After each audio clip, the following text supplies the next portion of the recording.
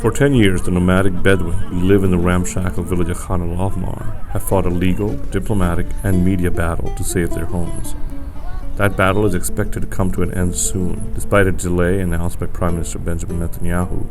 Khan al Ahmar יפונה. זו החלטה של בית משפט, זו המדיניות שלנו והיא גם תתבצע. אין לי כוונה לדחות את זה עד להודעה חדשה בניגוד לפרסומים, אלא למועד קצר. Both these villagers and Palestinian leaders expect Israeli bulldozers to demolish these few dozen huts.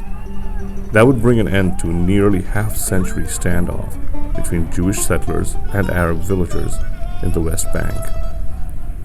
This tiny, dusty village has catapulted onto the global stage because of one simple fact: its location.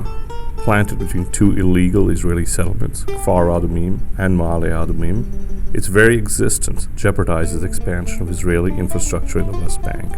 Full Israeli control of this land would separate Ramallah and Bethlehem, the two largest Palestinian cities. If successful, they would dash the hopes of a viable Palestinian nation.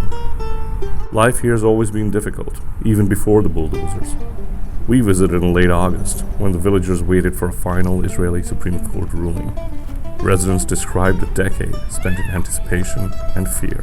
بدي اسوي شيء تقول لا بدي اسوي يمكن يجي يهدونا يعني هاي يقول لي الي عمر ما حد ما اتجوزت وانا هان وانا نفسي ابني شجر وكل ما اقول دا اجي ابني اسوي ازرع شجر بيقول يمكن يجوني يومين ممكن يعني غير العام ايست وحطيت الشجرات هذول عشان نقعد تحتيهن اللي واحد تحت الزنك هاي مش متحملين الشوب زرعناها شجرات يعني الصعوبات يوم علينا يعني هاي الحد بيني وبينهم هاي فيش 5 متر الواد هذا بيني وبين كفر أدومي يعني ممنوع أروح على الشقة الثانية.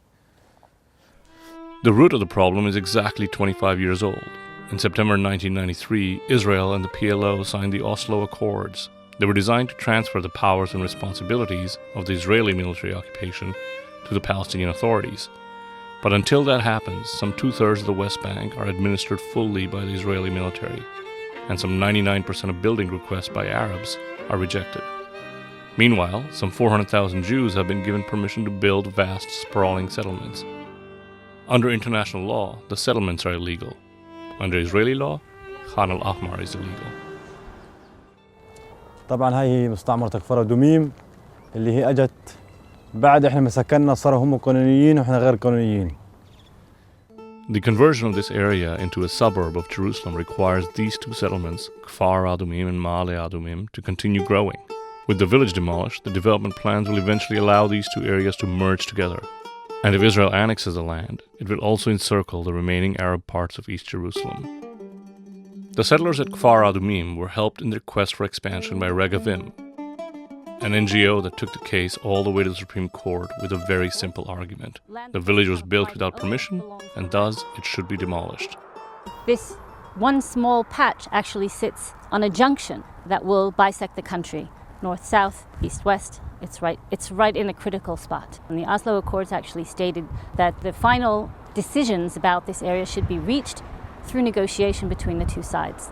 And the activity that we've seen by the Palestinian Authority has actually emptied those accords of all content because they have, without negotiation, illegally and in contravention of the Oslo Accords, built without building permits and without any planning. And this is state land, and the state of Israel, either as an occupier or as a sovereign, is the only authority who can and should issue building permits in this area. The Bedouin villagers have fought back against this with help from their European partners, who helped build them a school for their children, which meant they didn't have to brave the highway to catch buses to schools far away.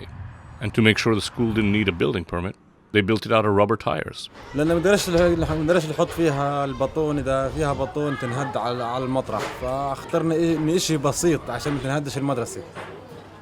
The Bedouin villagers tried and eventually failed to get an Israeli court to back them. Their lawyer for nearly a decade, Shlomo Lecker, says Israeli politics ended up trumping the human rights of the Arab villagers.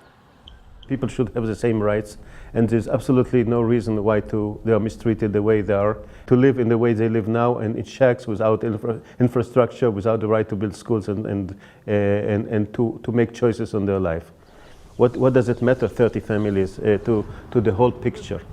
But it became a symbol, and an important symbol to the intentions of both sides. And what will happen there may have an effect on reality.